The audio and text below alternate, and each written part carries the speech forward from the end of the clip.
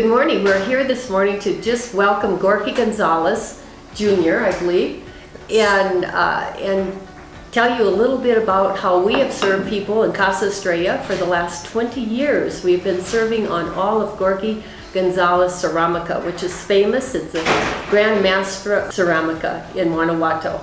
And here I can introduce you to Gorky himself. Thank you very much, Sharon. Well, first of all, we feel honored to have our pieces in such a wonderful place as Casa Estrella. Thank you very much for carrying the pieces. So the story of the pieces that we do, the name of the technique is called Majolica. There are two theories how the Majolica was born. One, they say it was born in Majorca, Spain.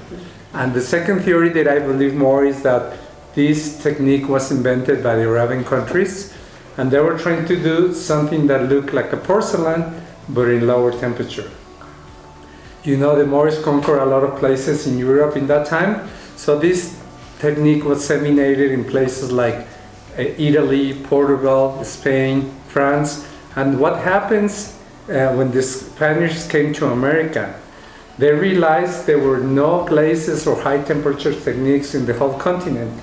So first they established workshops in Guanajuato, Puebla, Sayula, and Aguascalientes.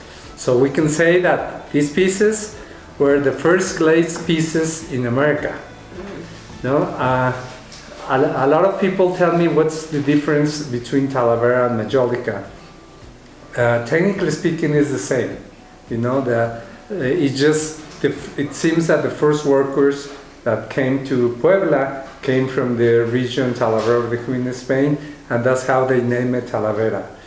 But talking about the pieces here in Guanajuato, the importance of my father's workshop was that this technique disappeared here in the city of Guanajuato for around 70, 80 years. This is 60 years ago, actually. This year we're celebrating our 60th anniversary at the workshop.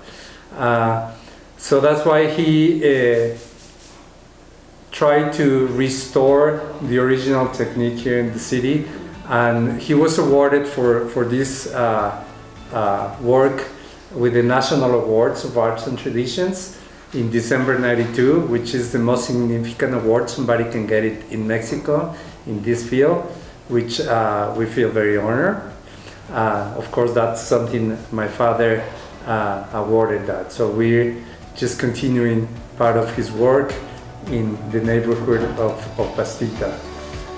So basically what the pieces are is an earthenware, glaze, and paint on top of the glaze.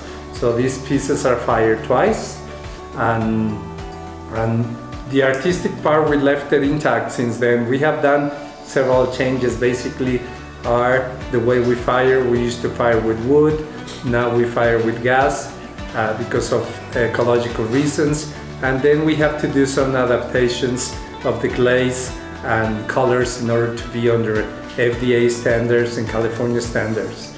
So right now our pieces are food safe according to those regulations. Mm-hmm. Interesting.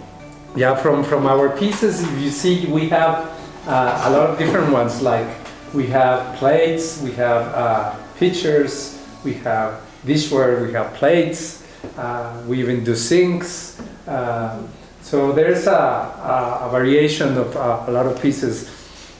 All the round pieces, they're still hand-wheeled and hand-painted. So that's why for us, we try to do unique pieces each time, even though that we can duplicate pieces the closest possible, but they're always a little different, as you know, because they're hand-painted without any kind of decal.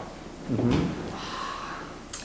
Well, it's beautiful. I love it. I have had this kind of ceramica in my house, in my personal house, and also here in Casa Estrella. And I can say that a lot of people are very interested in this style as well. The traditional style is my favorite. I like all this traditional artwork. We also are offering for all, actually we want to thank you for sending our guests to the showroom. And so whenever you stay here in Casa Estrella, you're welcome to have a private tour in our workshop. Oh, very good. Thank you. That's very welcome. interesting too, to see Yes. the painters at work. Definitely.